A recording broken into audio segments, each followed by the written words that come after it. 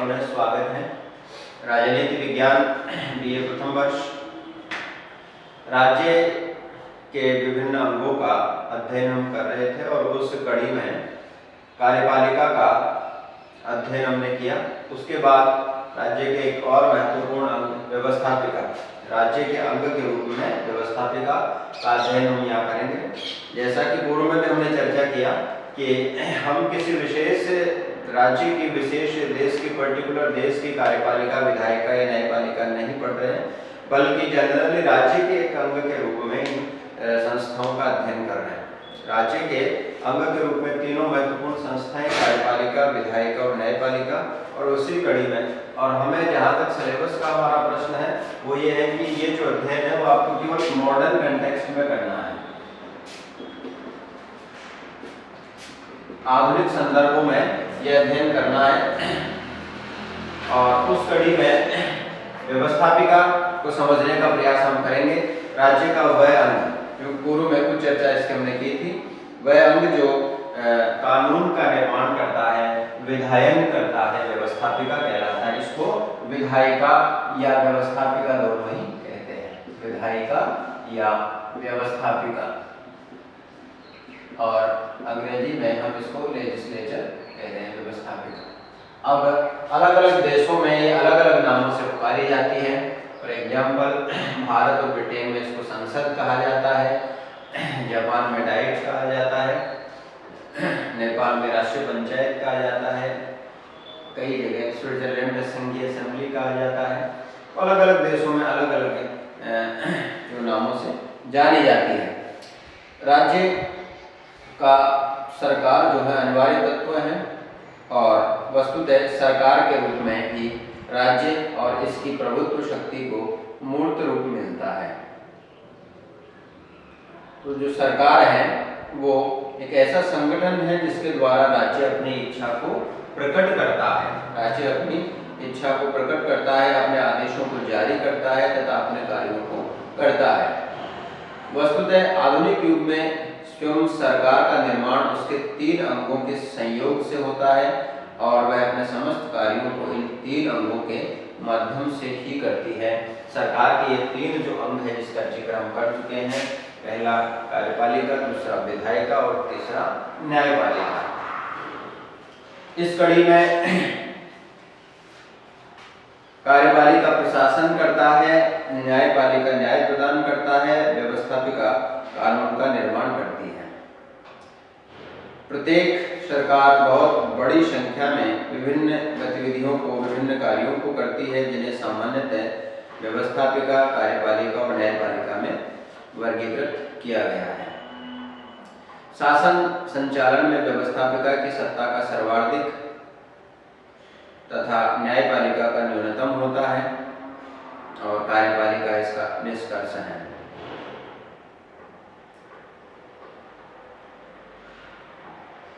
सिद्धांत रूप में व्यवस्थापिका, कार्यपालिका और न्यायपालिका पृथक पृथक कार्य करते हैं, लेकिन व्यवहार रूप में ये पूर्ण रूप से संभव नहीं है। जैसा कि हमने कार्यपालिका के दौरान जिक्र किया था कि कार्यपालिका राज्य के कार्य विभाजन सिद्धांत के अनुसार राज्य का वह अंग है जो प्रशासन करता है, जिसमें लॉ एंड ऑर्डर है और दूसरा कानूनों का क्रियान्वयन है, एग्जीक्यूशन ऑफ लॉज है। ये महत्वपूर्ण कार्य है। लेकिन उसके साथ में हमने ये देखा कि कार्यपालिका कुछ हद तक विधायी कार्य भी करती है, कुछ हद तक न्यायिक कार्य भी करती है, कुछ हद तक जो है वित्तीय और विदेश नीति संबंधी कार्य भी करती है। तो ये जो कार्य इन अंगों के हैं वो एक दूसरे को ओवरलैप करने वाले भी होते हैं। कुल मिलाकर तीनों अंग एक दूसरे के पूरक होते हैं, एक दूसरे के विरोधी नहीं होते हैं।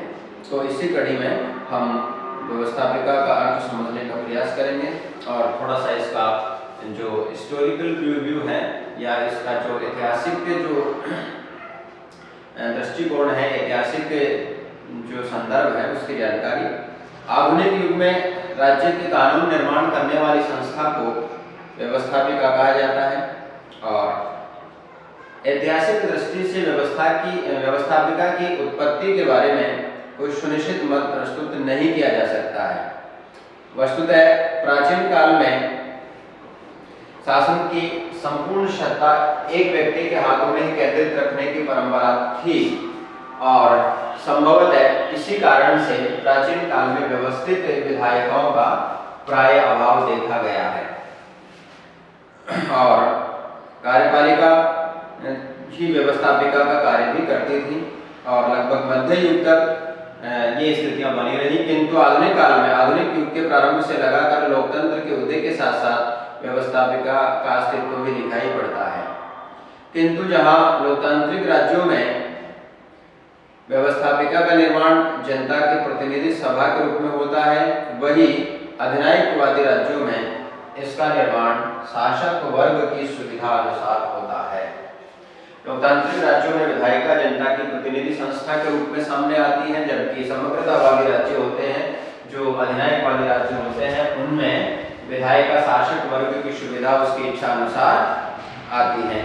ऐतिहासिक दृष्टि से ब्रिटेन की संसद, ऐतिहासिक दृष्टि से ब्रिटेन की संसद जो है सबसे पुरानी मानी जाती है और आधुनिक काल में इसकी जो विधायिकाएं हैं, संसद है, उनकी जननी इसको कहा जाता है। ब्रिटिश संसद जो है विधायिकाओं की जननी है, ब्रिटिश पार्लियामेंट।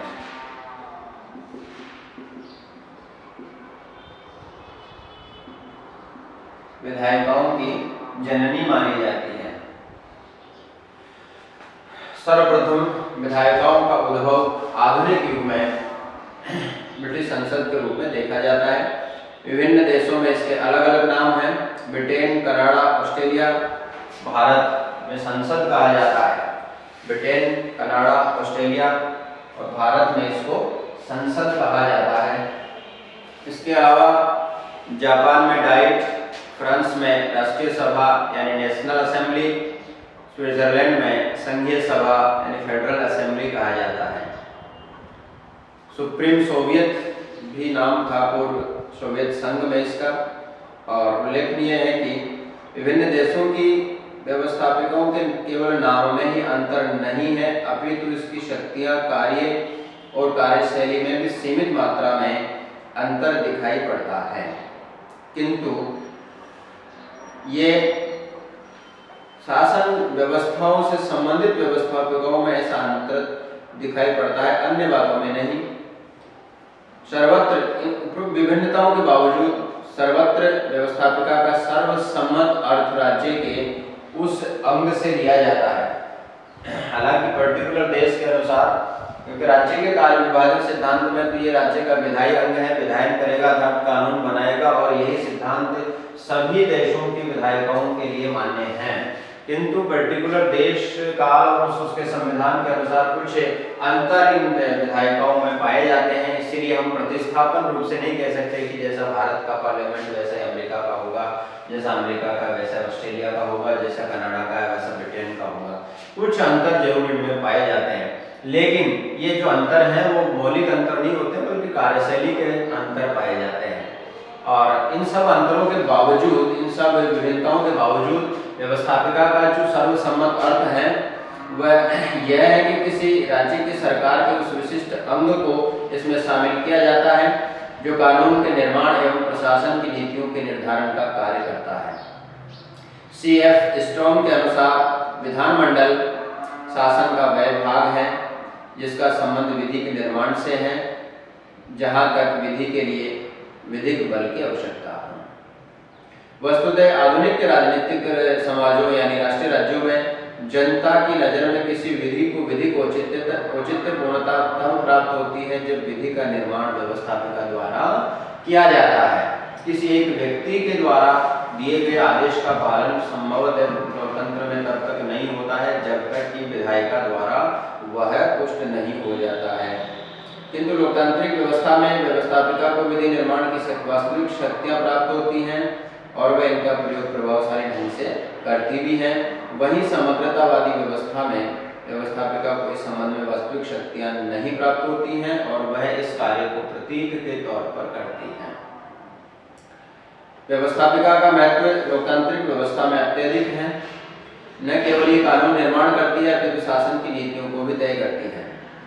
लोकतांत्रिक व्यवस्था में विधायिका जनमत की प्रतिनिधि होती हैं और इस रूप में वह कार्यपालिका को स्वेच्छाचारी होने से रोकने का प्रयास भी करती है। विभिन्न नीतिगत मुद्दों पर विभिन्न कानून निर्माण में और बहुत सारे तरीकों से विधायिका कार्यपालिका को निरंकुश होने से रोकती है।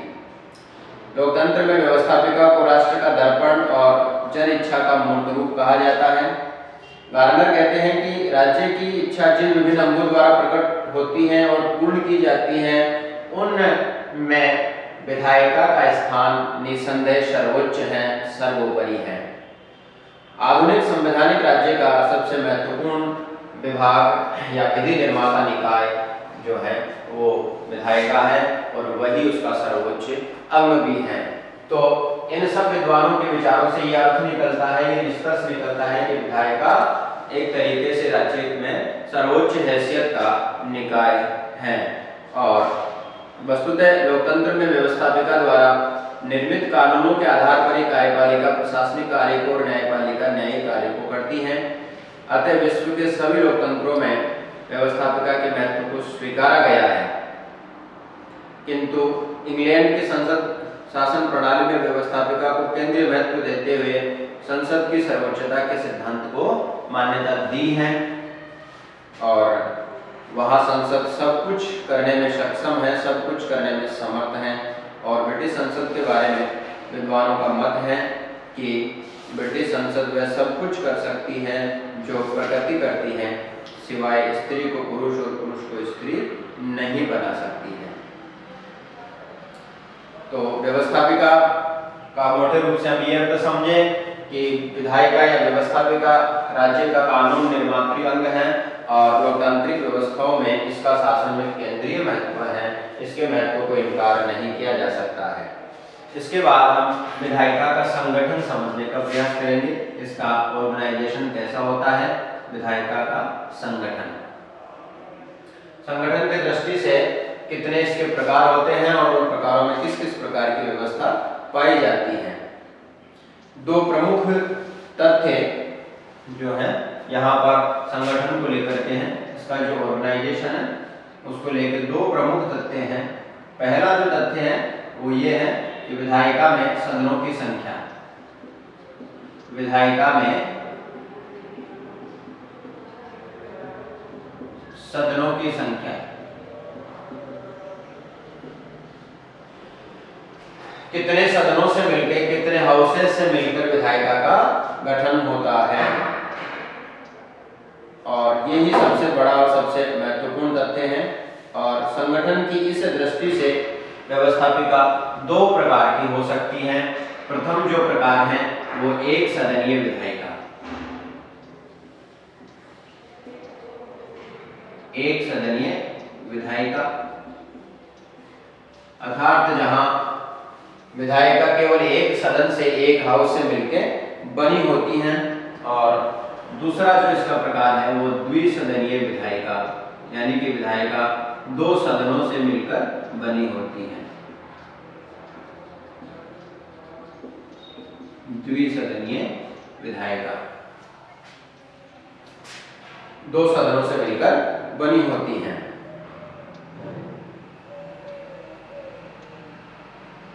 द्विसदनीय व्यवस्थापिका के प्रथम सदन का निर्माण जनता द्वारा चुने गए प्रतिनिधियों से प्रत्यक्ष रूप से होता है। इसमें दो सदन हो गए, एक प्रथम सदन,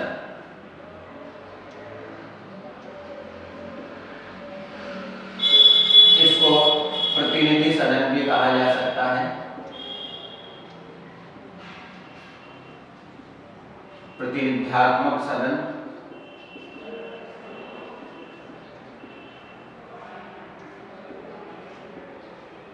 प्रतिनिधात्मक सदन, निम्न सदन या लोक सदन भी कहा जाता है। इन कई सारे नामों से इसका प्रथम सदन जाना जाता है। जिन विधायिकाओं में दो सदन पाए जाते हैं उसका प्रथम सदन जो है प्रतिनिधि सदन, लोक सदन या निम्न सदन या प्रतिनिधात्मक अंग के नाम से जाना जाता है। और ये सीधा जनता के निर्वाचित प्रतिनिधियों से मिलकर बना होता है। सीधा जनता जो प्रतिनिधि निर्वाचित करती है उनसे मिलकर सदन का संगठन होता है। और व्यवस्थापिका के अन्य दूसरे सदन का निर्माण प्राय जनता द्वारा प्रत्यक्ष रूप से चुने प्रतिनिधियों द्वारा नहीं होता है, अपितु इसके लिए अन्य पद्धतियों को काम में लाया जाता है। तो विधायिका का जो दूसरा सदन है वो द्वितीय सदन कहलाता है। द्वितीय सदन कहलाता है। इसको सामान्यतः उच्च सदन भी कहा जाता है। प्रथम सदन को निम्न सदन, द्वितीय सदन को उच्च सदन भी कहा जाता है। इसमें सीधे प्रतिनिधि चुन के नहीं आते हैं, अलग अलग पद्धतियां अलग अलग देशों में पाई जाती हैं। आधुनिक लोकतंत्र में दोनों सदनों की शक्तियों में कुछ अंतर रखा जाता है। प्राय द्वितीय सदन की तुलना में प्रथम सदन को अधिक शक्तिशाली बनाया जाता है, क्योंकि वह जनता की वास्तविक निर्वाचित संस्था होती है। किंतु अगर हम अमेरिका के द्वितीय सदन का उपयुक्त मान्यताओं एवं परंपराओं का अपवाद इसको मान सकते हैं। अमेरिकी कांग्रेस वहाँ की संसद है, अमेरिकी कांग्रेस वहाँ की विधायिका है, व्यवस्थापिका है। उसका द्वितीय सदन अर्थात उच्च सदन सीनेट कहलाता है, और सीनेट की शक्तियाँ विश्व के सबसे शक्तिशाली द्वितीय सदन में गिनती होती हैं। यानी कि अमेरिकी संसद का, अमेरिकी कांग्रेस का द्वितीय सदन सीनेट विश्व का सबसे शक्तिशाली विधायी सदन माना जाता है। ये एक अपवाद है, अन्यथा सभी देशों में करीब करीब शक्तियां कुछ बातों को छोड़ के बराबर होती हैं। भारत की अगर बात करें तो लोकसभा और राज्यसभा, राज्यसभा उच्च सदन है, लोकसभा निम्न सदन है, प्रथम सदन है। केवल वित्तीय विधेयक को छोड़कर के सभी मामलों में राज्यसभा की शक्तियां लोक सदन के बराबर है। इसी प्रकार अगर स्विट्जरलैंड की बात करें तो दोनों सदनों में समान शक्तियां हैं, कोई अंतर नहीं है। तो इस प्रकार जो इन सदनों का गठन होता है, और विश्व के अधिकांश राज्यों में व्यवस्थापिका द्विसदनीय ही बनाई गई है, किंतु कुछ राज्यों में ये एक सदनीय भी है। अतीत में विद्वानों में इस विषय पर मतभेद भी रहा है कि व्यवस्थापिका एक सदनीय होनी चाहिए अथवा द्विसदनीय, क्योंकि दोनों व्यवस्थाओं के अपने अपने तर्क हैं। कुछ तर्क सकारात्मक हैं, कुछ नकारात्मक हैं। व्यवस्थापिका एक सदनीय हो, दो सदनीय हो, ये उस राज्य की परिस्थितियां और उसके उस समय जब संविधान का निर्माण हुआ उस समय की स्थितियां, उसका ऐतिहासिक काल, उसके जो विश्वास, रीति रिवाज, परंपराएं, राजनीतिक स्थिति, ये सब बातें जो हैं अपने आप में महत्व रखती हैं, और उन्हीं के कारण से सदन किसी राज्य में एक सदनीय है, किन्हीं राज्यों में द्विसदनीय है। बेसिकली करीब करीब सभी राज्यों में द्विसदनीय विधायिकाएं पाई जाती हैं। इसके अलावा जो दूसरा तथ्य यहाँ पर महत्वपूर्ण था वो ये था कि सदनों की जो रचना है वो किस प्रकार से होती है, किस नियम से होती है। सदनों की संरचना या संगठन,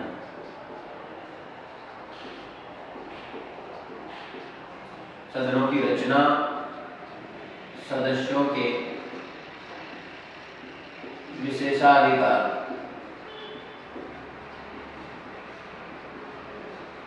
सदस्यों के विशेषाधिकार, गठन आदि। तो सबसे पहले हम बात करेंगे सदनों की रचना के बारे में।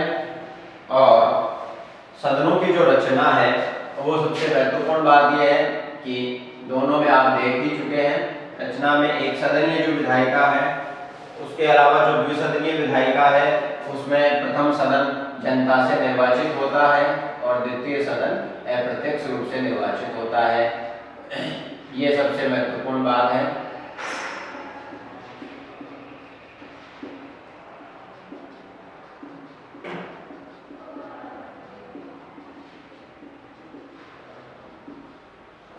प्रथम सदन सामान्यतः इसी रूप से विभिन्न राज्यों में आता है और प्रत्यक्ष आधार पर, निर्वाचन के आधार पर, किंतु उच्च सदन की रचना के बारे में पर्याप्त मतभेद पाए जाते हैं। उदाहरण के लिए विभिन्न राज्यों में द्वितीय सदन के निर्माण के लिए विभिन्न सिद्धांत अपनाए गए हैं। तो प्रथम सदन की रचना को लेकर कोई विशेष अपवाद नहीं है, और सीधे निर्वाचित प्रतिनिधि जनता से जो होते हैं वो मिलके इस सदन का निर्माण करते हैं। सीधा जनता अपने प्रतिनिधि चुनती है। अब प्रश्न जो है वो द्वितीय सदन का है और द्वितीय सदन के गठन को लेकर अलग अलग परंपराएं, अलग अलग बातें पाई जाती है। पहला जो परंपरा है वो वंशानुगत आधार पर द्वितीय सदन का निर्माण होना, वंशानुगत आधार पर। फॉर एग्जाम्पल ब्रिटेन का द्वितीय सदन हाउस ऑफ लॉर्ड्स है, या लॉर्ड सदन या लॉर्ड सभा भी कहलाता है, लॉर्ड सदन या लॉर्ड सभा भी कहलाता है। हाउस ऑफ लॉर्ड्स ब्रिटेन का द्वितीय सदन है और इसके अधिकांश सदस्य आनुवंशिक आधार पर जो है आते हैं, उनकी नियुक्ति होती है। वर्तमान समय में इसको लोकतांत्रिक सिद्धांत कहा जा सकता है और इसकी आलोचना की जाती है। दूसरा जो तरीका है वो नाम निर्देशन का है, नाम निर्देशन। कुछ राज्यों में नाम निर्देशन की जो तरीका है उसके आधार पर द्वितीय सदन का संगठन होता है। फॉर एग्जाम्पल कनाडा है, इटली है, आदि राज्यों में द्वितीय सदन की जो रचना इस आधार पर की जाती है। विभिन्न राज्यों में सदस्यों का मनोनयन विभिन्न काल के लिए हो सकता है, किंतु ये पद्धति एक और लोकतंत्रीय है तो दूसरी ओर सरकार इसका दुरुपयोग करके अपने समर्थकों को द्वितीय सदन में भेज देती है। एक और तरीका, तीसरा जो तरीका है वो अप्रत्यक्ष निर्वाचन का है, अप्रत्यक्ष निर्वाचन का है। फॉर एग्जाम्पल ब्राजील जैसे देशों में अप्रत्यक्ष निर्वाचन द्वारा सदन बनता है और ये प्रणाली भ्रष्टाचार को जन्म देती है। दूसरा जो है प्रत्यक्ष निर्वाचन के द्वारा,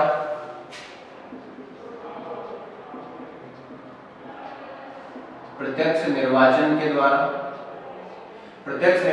द्वारा भी द्वितीय सदनों का संगठन किया जाता है, द्वितीय सदनों के संगठन का निर्माण किया जाता है। अमेरिका और जापान में द्वितीय सदन की रचना प्रत्यक्ष निर्वाचन द्वारा की जाती है, किंतु इस स्थिति में द्वितीय सदन प्रथम सदन की पुनरावृत्ति मात्र होता है और दोनों सदनों में गतिरोध की आशंका भी बनी रहती है। प्रथम सदन द्वारा निर्वाचन, एक और तरीका प्रथम सदन द्वारा निर्वाचन।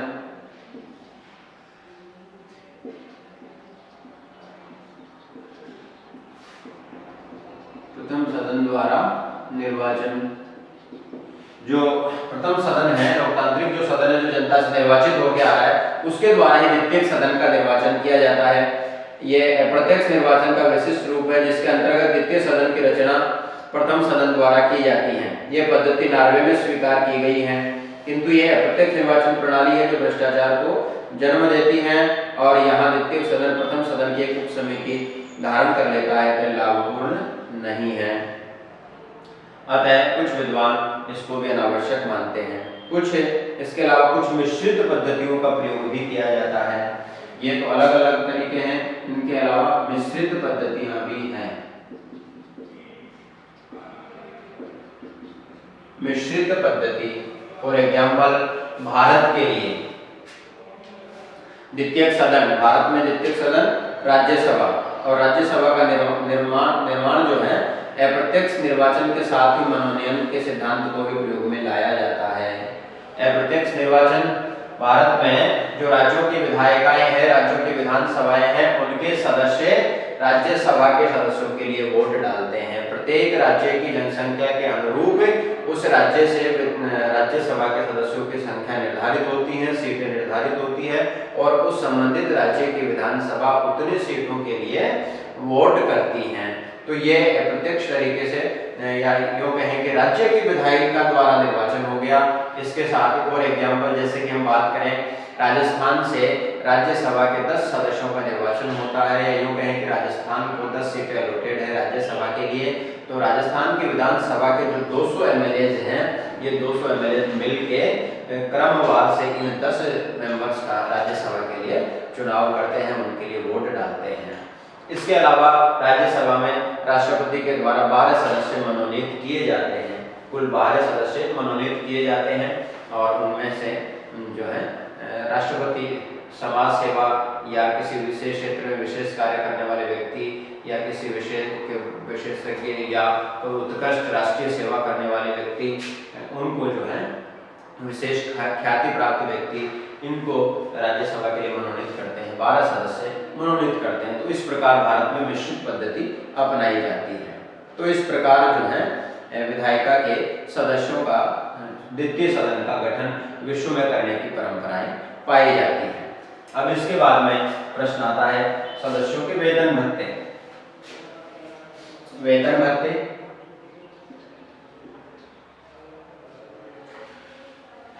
विधायी सदनों के सदस्यों को राजकोष से वेतन भत्ते दिए जाते हैं।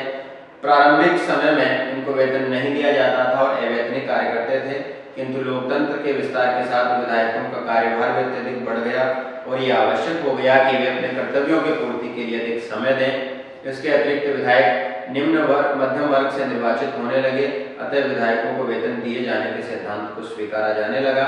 वर्तमान समय में सभी राज्यों में विधायकों को वेतन दिया जाता है, किंतु वेतन की मात्रा कितनी हो इस बात को लेकर के बड़ा प्रश्न है। न तो उच्च वेतन होने चाहिए न निम्न वेतन होने चाहिए, जिससे कि वे अपना कार्य पूर्ति नहीं कर सके।